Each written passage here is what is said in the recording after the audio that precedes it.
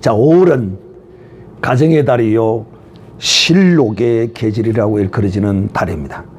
그래서 5월 첫 주는 어린이 주일, 둘째 주는 어머니 주일, 셋째 주는 부부 주일, 넷째 주는 가정 주일로 우리 교회는 이렇게 지키고 있습니다. 이것은 성경에 나와 있는 것은 아닐지라도 우리 믿음의 하나님의 사람들이 반드시 행해야 할 것이기 때문에 이런 날을 우리가 교회 안에서 지키고 있다는 사실을 알고 또 이 5월 이 절기에 드려지는 이 말씀이 우리의 그 모든 관계의 회복, 가정에서의 회복이 있는 이런 달이 되어야 할 것이다 하는 것입니다. 즉 어린이와 또 그 부모와의 관계, 즉 부모가 그 어린이를 어떻게 해야 할 것인가. 그저 이 세상에 마귀의 자식들처럼 밥 먹었나, 공부해라, 일어나라, 자라, 학원 가라, 학교 다녀왔느냐, 이런 것으로 끝나버리는 마귀의 자녀의 양육이 아니라 이 부모가 자식을 향한 거룩한 눈은, 보는 거룩한 눈은 하나님의 거룩한 선물이라는 개념으로 바라보며 그 자식을 하나님의 사람으로 양육하는데 그 초점을 두고 부모와 자녀와의 관계가 이루어져야 한다. 이것이 어린이 주일에 우리에게 주시는 하나님의 말씀이며, 두 번째 어머니 주일입니다. 어머니가 누구인가? 이 관계죠. 어머니는 나의 공경의 대상입니다. 그런데 현실적으로 우리의 삶에 있어서 어머니는 우리의 눈에 연약한 존재요, 무지한 존재요, 허물 많은 존재요, 무시하는 존재로 우리의 이 육신의 눈에 보이는 것입니다. 이것을 하나님은 우리의 이 육의 눈을 영의 눈으로 바꾸기를 원하십니다. 그리고 네 부모를 공경하라고 하나님이 말씀하시는 것입니다. 그러므로 부모와 나의 관계가 공경의 대상으로 되어져야 한다는 것을 우리는 이 어머니 주일을 통하여 우리는 또 배웠습니다. 오늘은 이제 부부 주일, 부부는 무엇인가? 이 남편과 이 아내와의 관계, 이 고난부터 또 마지막 결론까지 성경이 우리에게 가르치는 그 말씀이 무엇인가에 대하여 오늘 여러분에게 이 말씀을 전하도록 하겠습니다. 오늘 이 성경의 본문은 바리새인이 예수님을 시험하는 그 말씀을 따라서 주님이 그 시험에 대답하시는 말씀인 것입니다. 여기에 부부란 무엇인가에 대한 주님이 창조로부터 하나님께서 하신 이 기록된 말씀을 그대로 인용하여 이 바리새인들의 시험을 물리치십니다. 그러므로 오늘 첫 번째 여러분에게 드릴 말씀은 부부란 무엇인가? 라고 묻는다면 여러분은 뭐라고 대답하겠습니까? 사랑이 뭐냐고 물으신다면 눈물의 씨앗이라고 말하겠어요. 어디서 많이 들어봤죠? 그러면 여러분은 부부란 무엇인가? 그러면 여러분 내리 속에, 심령 속에 이것이 박혀 있어야 됩니다. 이것이 박혀 있어야만이, 이것을 알아야만이 바른 부부관을 가질 수 있는 것이죠. 여러분, 그러면 부부란 무엇이라고 생각합니까? 한마디로 정의하면 무엇입니까? 부부는 무엇입니까? 우와, 여러분 어떻게 그렇게 신령하게 되었어요? 우와, 이제는 아예 여러분의 영이 내 영과 성령으로 온전히 지금 하나 되어 있는 것을 알 수 있습니다. 이제는 저를 통하여 들은 이 진리의 거룩한 말씀으로 인하여 여러분의 영과 내 영이 하나 되어지는 그런 것을 이제 느낄 수가 있습니다. 그렇습니다. 부부란 무엇인가라고 묻는다면 반드시 한 몸이라고 이렇게 대답할 수 있어야 합니다. 이것이 답입니다. 이 답을 아는 사람은, 이 답이 그 속에 새겨져 있는 사람은 하나님의 거룩한 지식의 말씀을 따라서 이 부부 관계를 이루어가며 살 수 있는 것입니다. 오늘 스타트가 참 좋습니다.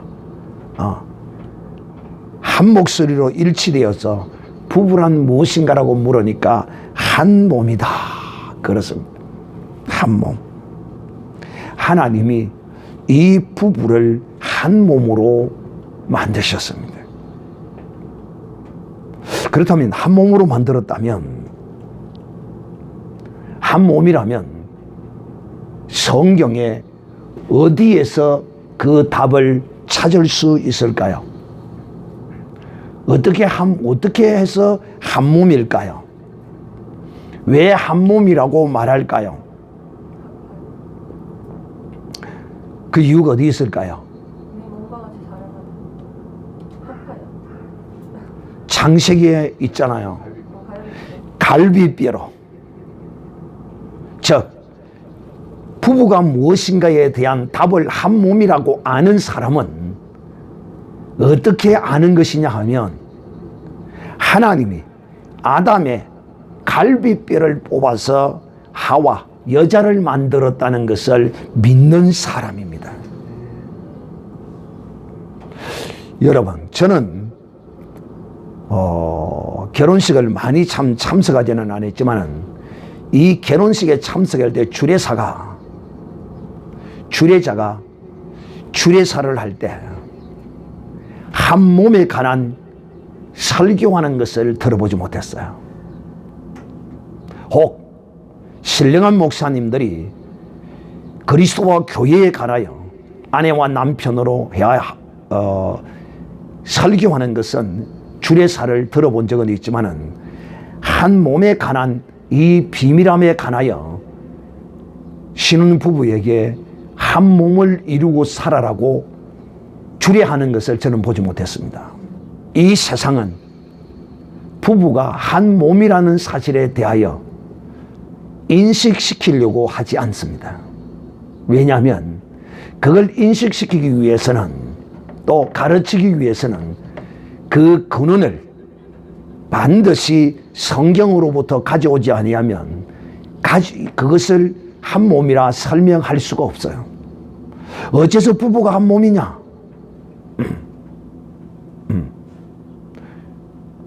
하나님의 창조의 이 법칙을 통하여 그 근원을 찾을 수가 있다 하는 것입니다. 그래서 첫 번째, 여러분, 오늘 도대체 부부는 누가 만들었나? 그 근원에 대하여 여러분이 분명히 아셔야 합니다. 지금 여러분은 결혼한 사람도 있고 결혼하지 않은 사람도 있는데, 결혼하신 분들은 지금 나의 짝을 이루는 사람이 하나님이 짝지어 준 것인 줄을 믿고 있느냐 하는 것입니다. 이거 정말 중요한 것입니다. 아니, 목사님, 내가 좋아서 내가 마음에 들어서 결혼을 했는데 그게 무엇이 하나님이 짝지어 준 것이란 말입니까? 그거는 혈과 육으로 생각하는, 네 눈으로 네 마음으로 생각하는 것이고, 실상은 네가 지금 만나서 한 집에서 한 이불 덮고 자는 그 사람은 하나님이 네게 짝을 지어준 것이라고 네가 믿을 때야 네가 하나님을 믿는 사람인 것이야. 그렇지 아니하면 너는 믿음의 사람이 아니야. 부부를 도대체 누가 만들었느냐?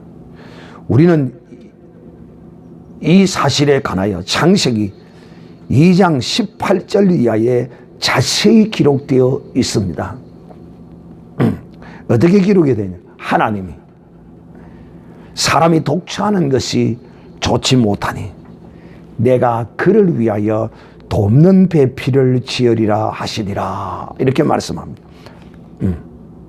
하나님이 첫 사람 아담을 지으시고 아담이 혼자 된 그 모습을 보실 때 굉장히 외로워 보였던 것 같습니다. 쓸쓸해 보였던 것 같아요. 그래서 하나님이 이 하와를 지을 때, 여자를 지을 때 하나님이 이미 만들어 놓으신, 창조하신 아담을 잠들게 하시고 그의 갈비뼈를 하나님이 뽑아내셨습니다. 참 하나님이 그렇게 해놨었으면 참 좋았을 뻔했어요. 어떻게 해놨었으면 좋았을 뻔했느냐 하면 이 갈비뼈를 뺀 자국을, 그 흉터를 딱 이렇게 남겨놓아 가지고 이게 계속 유전되어서 이렇게 내려와서 있었다면 얼마나 좋겠는가. 왜? 모든 남자의 이 갈비뼈 쪽에는 흉터가 이렇게 딱 나가 있는, 표가 쫙 나가 있다면, 하나님이 정말 이 갈비뼈를 뽑아서 여자를 만들었다 하는 거지 좀 실감이 날 것인데요. 근데 제 생각이 그런 것이지 하나님의 생각과 제 생각은 달라요. 근데 하나님은 그런 흔적을 남겨놓지 않았어요. 이유가 뭘까요?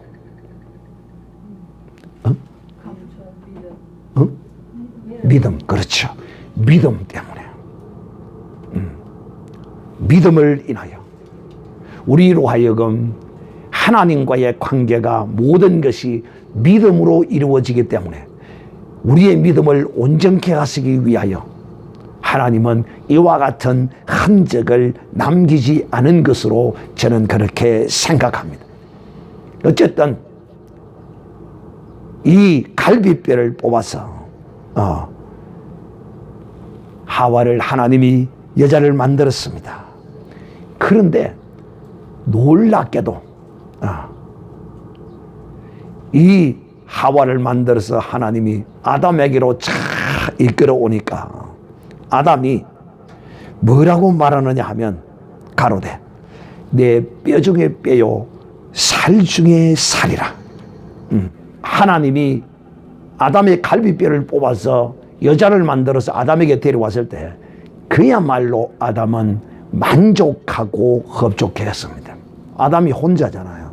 그런데 하나님이 여자를, 한 사람을 하나님이 딱 어느 날 내가 자고 일어나니까 하나님이 만든 여자가 내 앞으로 쪼벅쪼벅 걸어오는 거예요. 좋겠어요? 안 좋겠어요? 좋지요. 좋을 수밖에 없는 것이다.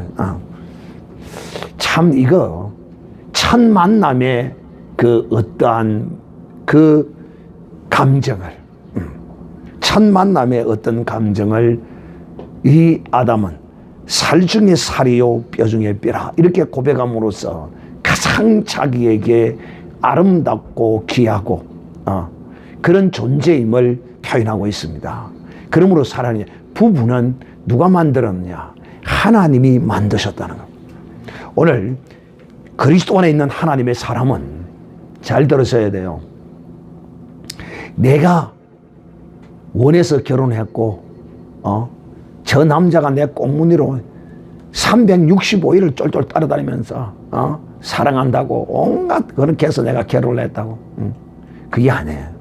일단 내가 결혼을 해서 산다면, 이제 딱 결혼을 하고 나면 반드시 한 몸이라는 사실을 기억하고 또 하나님이 내게 짝지어 주신 하나님의 선물로 받으셔야 합니다.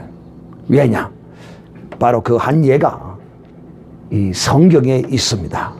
고린도전서 12장 13절에 보면 이렇게 기록하여 되어 있습니다. 한 성령으로 세례를 받아 한 몸이 되었다, 이렇게 말합니다. 우리가 예수 그리스도를 믿고 세례를 받으면 이제 우리는 예수 그리스도와 한 몸이 되었습니다. 할렐루야. 바로 이 한 몸은 하나님께서 우리에게 이 결혼이라는 이 제도를 통하여 짝을 지음으로써 결혼을 함으로써 이제 한 몸이 된 것입니다. 그러므로 이 부부는 하나님이 만드신 것이지 내가 만든 것이 아니다는 사실을 알아야 합니다. 이것이 우리 그리스도인에게는 분명하게 내리에 있어야 합니다. 그리해야 내 마음대로 내 뜻대로 결정하지 않는 것입니다. 두 번째는 이렇게 하나님이 첫째는 부부는 누가 만들었나, 두 번째는 하와가 먼저 범죄했다 하는 것입니다. 여러분, 이 하와가 범죄하기 전까지는 아담과 하와에게 있어서 어떤 두 사람에게 있어서 어떤 트러블도 어떤 이견도 전혀 없는 온전한 한 몸으로서의 한 사람이었던 것입니다. 그런데 하와가 뱀이 게임으로 그 게임에 속아서 죄를 짓게 됩니다.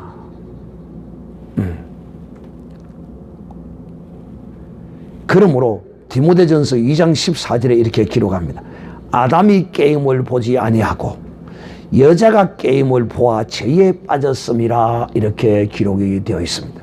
아담과 하와가 하나 되게 하는 것은 선악을 알게 하는 실과를 먹지 아니하고 하나님의 말씀을 순종했다면 그들은 온전한 하나됨을 이루었을 것입니다. 이 부부의 온전한 하나됨, 이 한 몸을 이루는 것은 반드시 그리스도 안에서만이 이 한 몸을 이룰 수 있다는 것을 사도 바울은 우리에게 정확하게 분명하게 설명하고 있습니다. 첫째, 아내를 향하여 남편을 향하여 명령한 주의 계명이 있습니다. 이대로 하면 부부가 한 몸을 이루며 살 수 있습니다. 어떻게 하느냐? 에베소서 5장 22절에 말씀하시기를 아내들에게 남편들에게 사도 바울은 명합니다. 아내들이여 자기 남편에게 복종하기를 죽게 하듯 하라 라고 말씀합니다. 또 남편들에게는 사도 바울이 아내 사랑하기를 그리스도께서 교회를 사랑하시고 위하여 자신을 주신 같이 하라. 즉 그리스도 안에서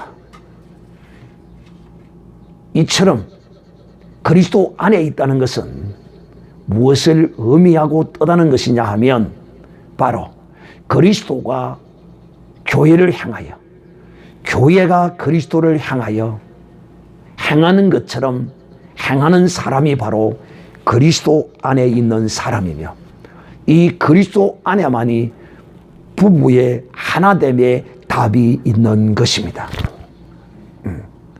사랑하는 형제들이여, 그러므로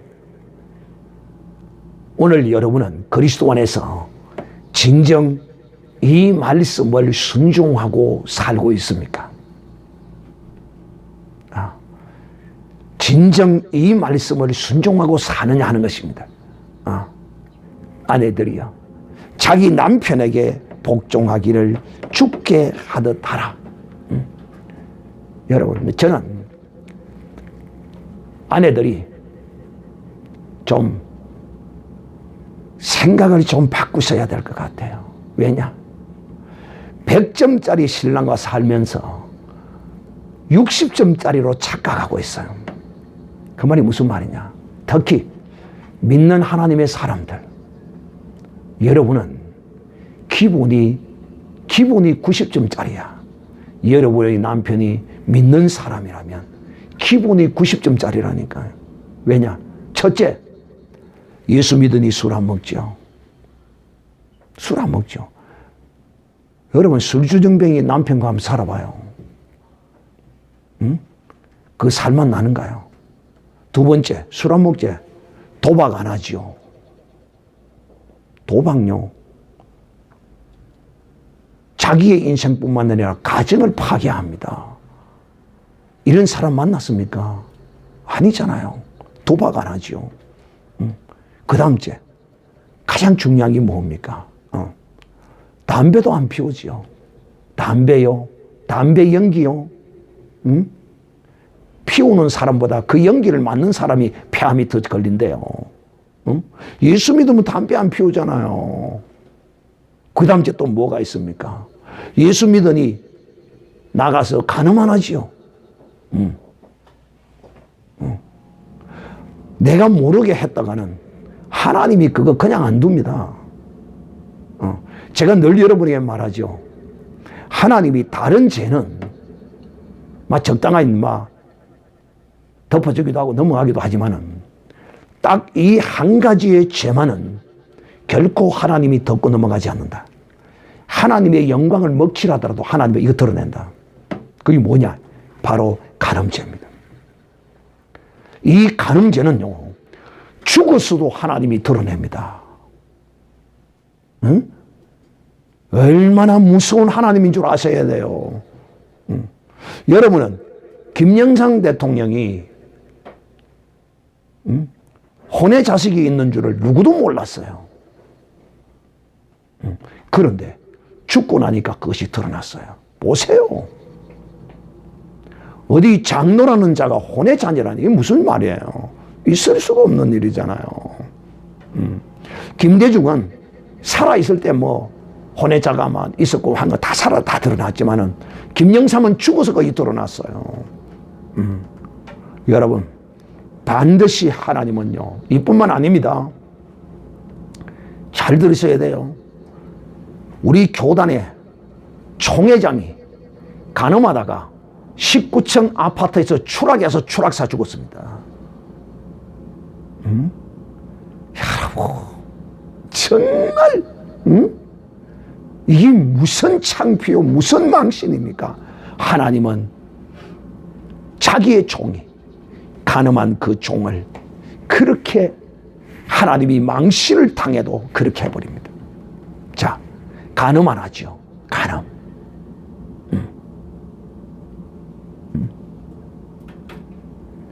이것만 해도 여러분 90점짜리 서방이에요. 예수 믿는 서방으로 살면 이것 안 해요. 만약에 이것 중에 한 개라도 하고 있다면 이 신앙이 잘못된 사람이에요. 그걸 위해서 이 아내가 기도해야 돼요. 그런데 지금 내가 말하는 4대까지 이거 기본적인 이것만 안 한다고 해도 이거는 90점짜리라니까. 90점짜리. 그런데도 불평 불만을 하고 그런데도 더 무엇을 남편에게 원하는 거야. 이거요, 아내들이요, 정신 바짝 차려야 합니다. 예수 믿는 믿음의 사람들이 이것만 안 해도 그 남편을 받들고 살아야 돼요.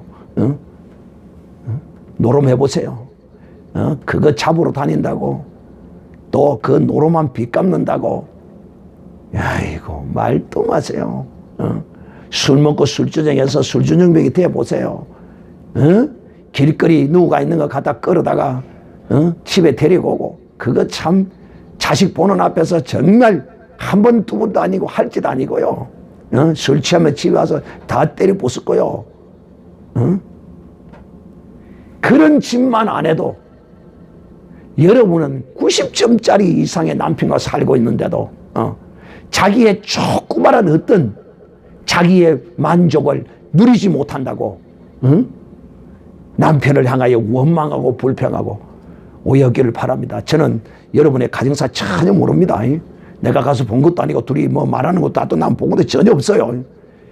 제가 이렇게 여러분에게 말씀할 때 항상 믿음의 사람들이 그래요. 목사님, 우리 가정에 와서 봤습니까? 목사님, 내 하는 걸 봤습니까? 전부 다 그래요. 왜? 우리의 인생의 삶은 다 거기서 거기에요. 다 비슷비슷해요. 아시겠어요? 그렇기 때문에 제가 여러분들을 마치 본 것처럼 이렇게 이야기하는 거예요. 사랑하는 형제들이요, 우리가 정녕 그리스도 안에 있는 하나님의 사람이라면 이 부부의 이 관계에 있어서 더하지 마라. 내가 늘 이 가정사의 문제의 근원이 뭐냐? 더하는 것입니다. 그냥 있는 그대로. 어떤 여자는 그 남편과 결혼하자마자 그 남편에게 뭐라고 졸르는가 하면 교회도 가지 말고 놀러 가자는 거야. 나는 어릴 때부터 집에서 한 번도 내가 제대로 놀러도 다녀 보지도 못했고, 이제 결혼했으니까 마음껏 좀 놀러도 다녀야 되지 않겠느냐. 나는 집에서 부모가 일 시키는 그 일에 직장 갔다 오면 그 일 해야 되고, 오후에도 갔다 오면 부모가 시키는 일 해야 되고, 토요일 날 직장을 안 가면 또 그것 때문에 일해야 되고, 주일 날도 일해야 되고. 나는 집에 일에 안 붙여 살다가 시집을 왔는데, 당신이 나를 이제 결혼하니까 마음껏 좀 주일 날 마음대로 놀러 다니고. 말은 틀린 말 아니잖아요. 그래 안 그래요?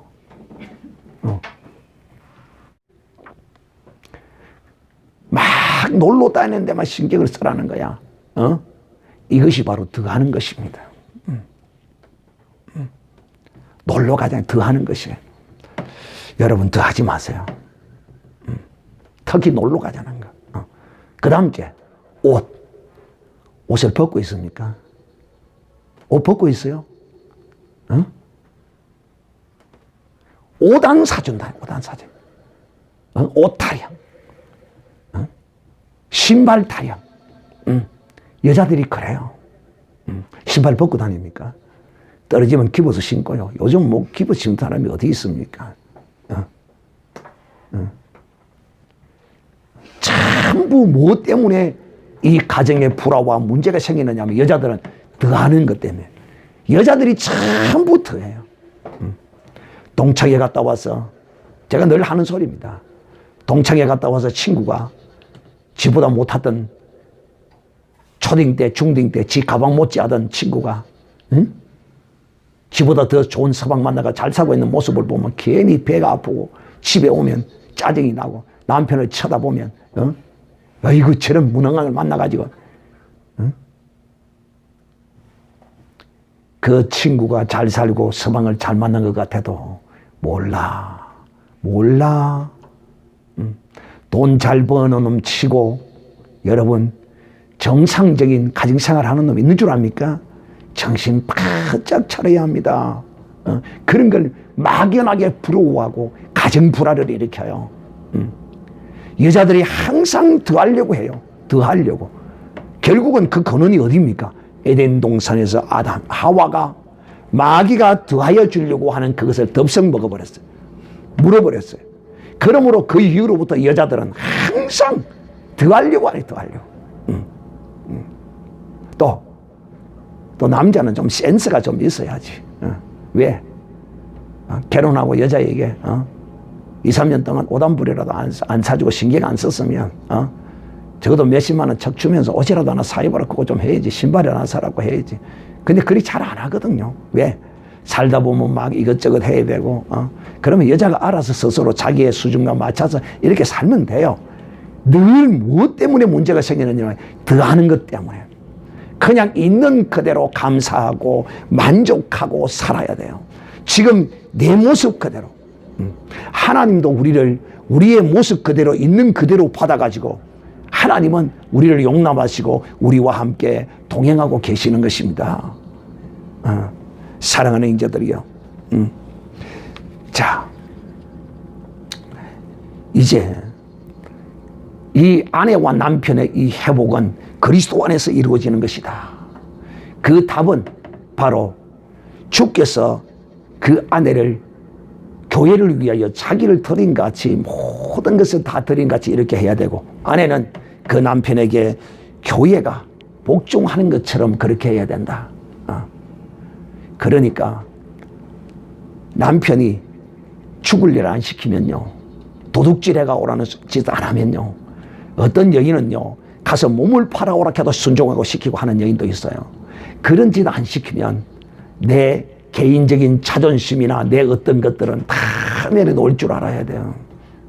또 남편은 그 아내를 위하여 자기의 모든 것을 다 희생할 줄 아는 것. 바로 그리스도와 교회의 관계가 아내와 남편의 관계라니. 이것이 이 부부를 회복시키는 것이다 하는 것입니다. 자, 그리고 이렇게 해야만이 부부로서의 온전한 회복이 있다 하는 것을 여러분이 꼭 기억하시고, 또 베드로전서 3장 7절에는 남편 된 자들아 이와 같이 지식을 따라서 너희 아내와 동거하고 더 연약한 그릇이요 또 생명의 은혜를 유업으로 함께 받을 자로 알아 기히 여기라. 이는 너희 기도가 막히지 않게 하려 함이라. 자, 여러분, 부부는 뭐냐? 이 험악하고 패역한 세상을 살아가는 믿음의 사람에게 있어서 저 영원한 하나님의 나라를 향하여 가는 바로 돕는 동반자로서 하나님이 짝을 지어준 것이다 하는 것을 우리가 또 기억해야 합니다. 함께 하나님의 영광의 나라에 들어가야 할, 그러므로 하나님은 아담에게 하와를 지어주시면서 하시는 말씀이 너에게 돕는 배필이 필요하다 이렇게 말했습니다.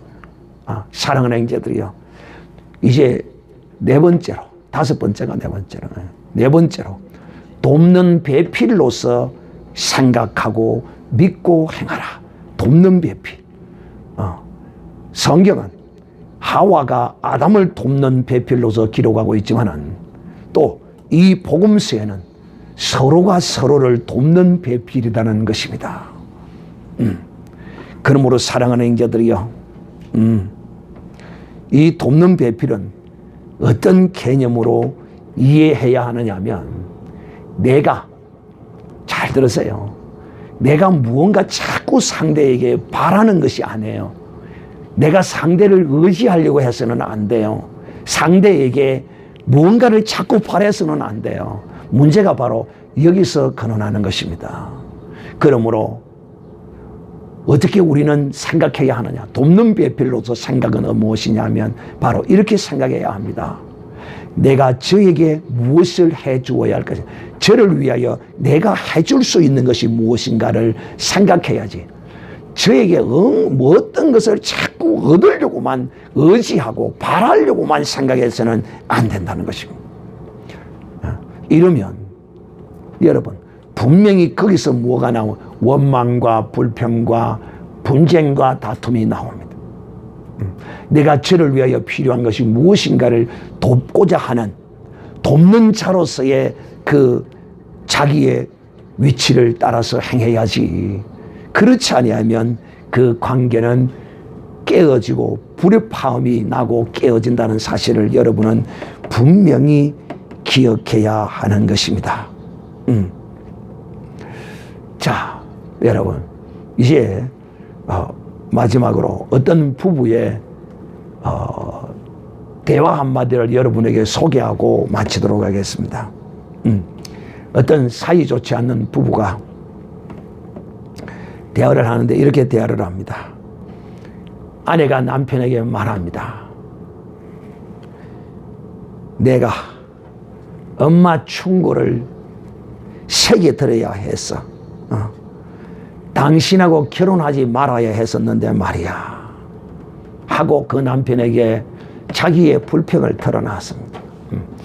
정말 이 정도 말을 할 것 같으면, 안 살고 말 것 같으면 이 정도 하면 좋은데, 안 살고 말 것도 아니면서 이런 불만을 털어놓고 또 그 어머니가 하던 사이에 대한 불평을 이렇게 털어놓으면 그게 누구에게 돌아가느냐 하면 결국은 자기에게로 돌아가요.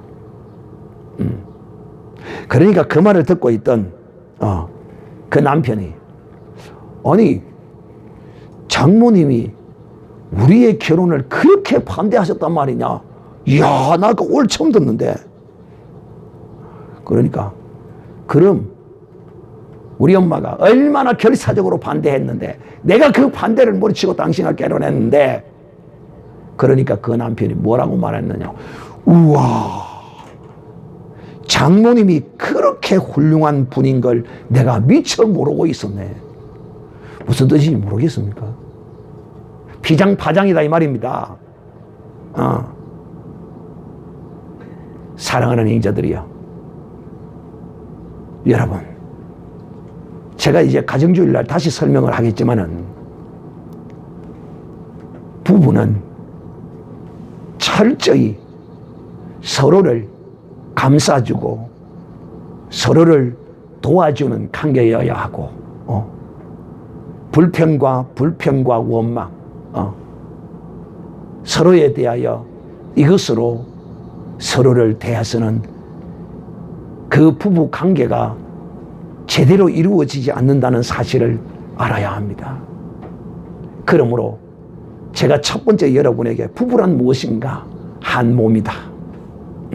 두 번째, 부부를 누가 만들었느냐? 하나님이 여러분을 짝지어 주셔서 이 부부를 하나님이 만들어 주신 것을, 그러므로 여러분은 이 만들어 주신 대로 감사하고 사랑하고 그렇게 살아야지.